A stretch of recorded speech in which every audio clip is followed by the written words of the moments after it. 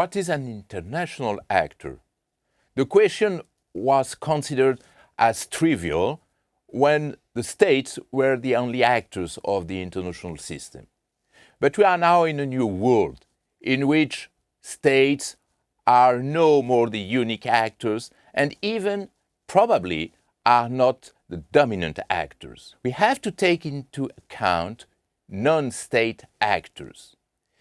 The question could be, what is an actor? An actor is one who is acting on the international system, but also an actor is expected to act on the international arena. We have to take into account what is expected on the international arena.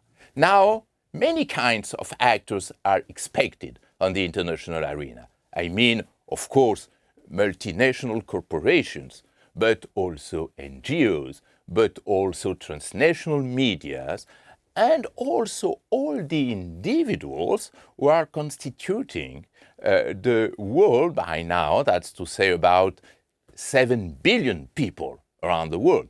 All of us, we are international actors because we are consuming, because we are watching international TVs, because we are traveling, because we are surfing on internet, and so on. So we have to understand what is at stake when we are acting as international actor on the arena. We are probably creating several billions of interactions on the international arena, and in social science it's very difficult to analyze and to understand all these new kinds of action which are not promoted by states but by individuals. That's why with these new kinds of actors we have to take into account 4 levels of analysis. The first one would be an international civil society, which is more and more taking place. That's to say, all these exchanges which are initiated both by individual actors but also by organized actors, but organized non-state actors. The second would be an international public space. If I take the word which has been coined by Jürgen Habermas, the famous German philosopher. That's to say, more and more, there is a kind of international debate which takes place with an emerging international public opinion, with an emerging debate which is gathering all the kinds of actors playing in the international arena. The third level would be the criminalization of the international arena. The more actors are diversified, the more criminalization takes place as one of the major flows on the international relations. And there is a kind of interplaying between international political actors and mafia and all the criminal networks which are playing on this international arena. This interplaying is something probably new and more important. It is at stake now when we consider the main events on the political sphere of international relations. And the fourth one would be ethnicization of the world. If now states have no more the exclusivity of international affairs, it means that identity entrepreneurs play a very important role on the international arena, interplaying with the other actors and giving to the ethnic issue an important role in structuring the political debate, the international debate. So, ladies and gentlemen, what does it mean, non-state actors? I would propose a definition. I rarely do that, but I think that this concept is so important now that we have to agree on a very clear definition.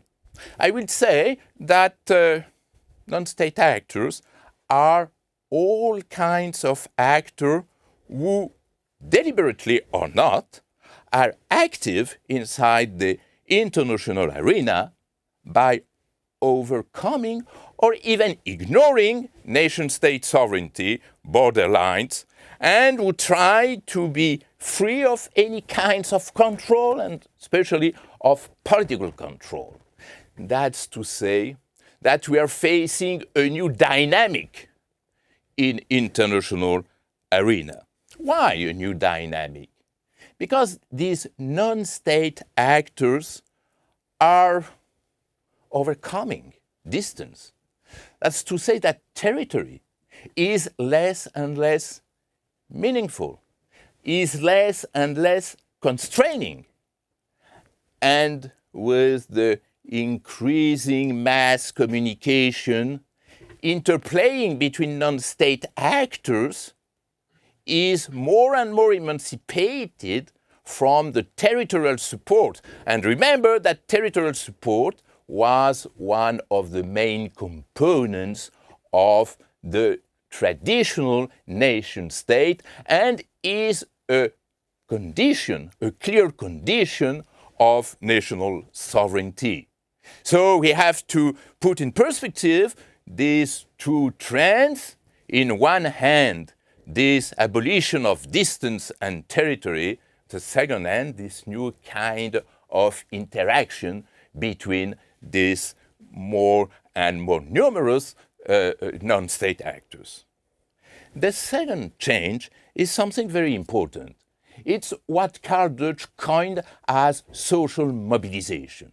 That's to say, social mobilization is the process by which individuals get emancipated from the traditional communities, urbanization, education, but also increasing influence of medias, are creating this social mobilization.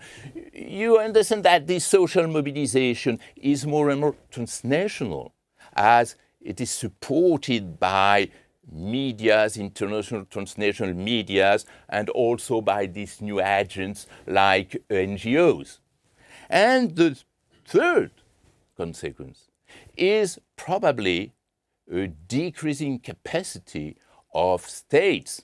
That's why probably politics is now in crisis with this new order in which non-state actors have deprived states from its monopoly of legitimate violence. That's to say that there is a new kind of international violence, which is no more a legitimate violence, but which is jeopardizing the international stability and the international peace. These are transnational actors. We would say that these transnational actors have relations between each other.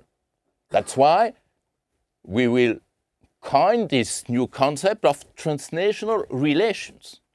And you understand that transnational relations is different from international relations. That's why I would even suggest to move to intersocial relations, which is getting more and more important and which is marginalizing the concept of international and interstate relations.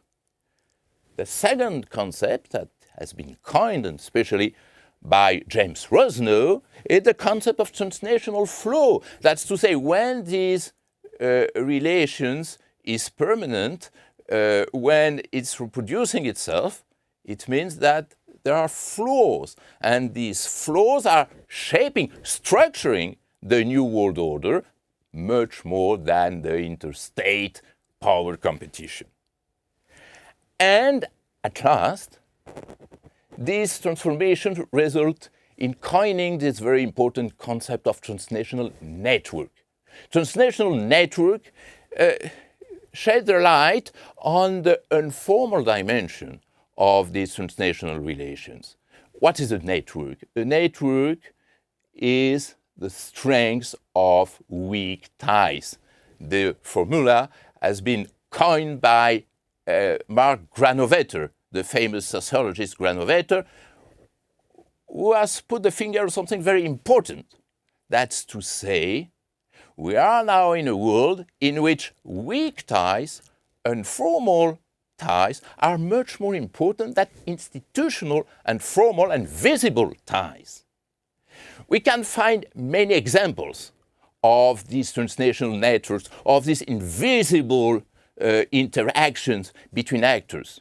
The most famous would be, for instance, alumni of great universities. If you take into account, for example, the MIT network, you will observe that the main economic actors around the world are coming from MIT, and they were there interplaying, and they are still now interplaying, and they are also socialized by the main culture, by the main training, by the main professors, and sometimes these professors are getting a new job in the economic affairs in the world. Of course, you won't find among this elite actors of African or even Latin American states. So, these transnational networks are shaping, structuring, giving sense to this new world, much more than the traditional power or the military power. Now you have two kinds of transnational actors. The first would be what I will call aggregated actors. That's to say individuals who are aggregated for creating a transnational flow as we defined it. For instance, investors, but also migrants, are considered as aggregated transnational actors, non-organized, but the social reality is resulting from their individual initiatives. And I will discriminate between these aggregated transnational actors and entrepreneurs. Entrepreneurs are then defined according to the Weberian vision as an organized group which is directed with very precise goals and with clear strategies. Among these entrepreneurs, we can find, of course, multinational corporations, but also NGOs, but also some religious actors. The Roman Catholic Church is an entrepreneur according to the Weberian definition. But also we can consider that transnational medias are transnational entrepreneurs. So this is the global vision of transnational actors. Now we will move to the description of some of them.